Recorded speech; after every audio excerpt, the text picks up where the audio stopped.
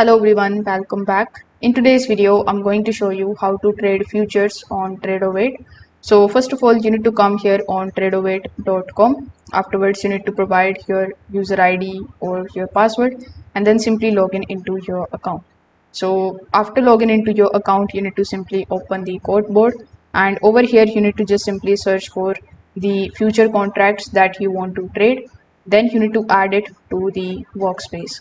For example, let's say you can just simply search for MES for micro E mini S&P 500, and you can also search for MNQ for micro E mini Nasdaq.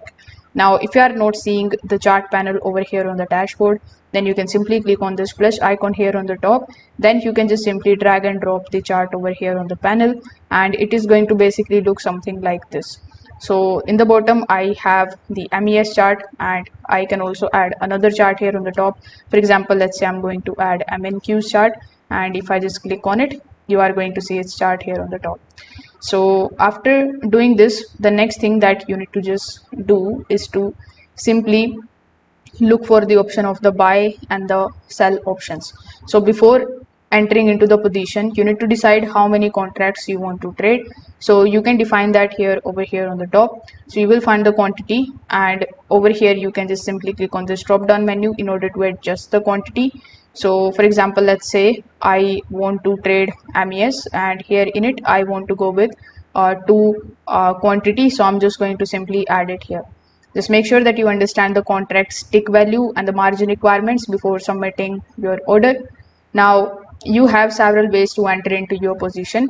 For an immediate entry, you can just simply click on the option of buy market and the sell market based on your direction. So let's say from here I want to buy, so I'm just going to simply click on the option of buy, and my buy trade is going to be placed.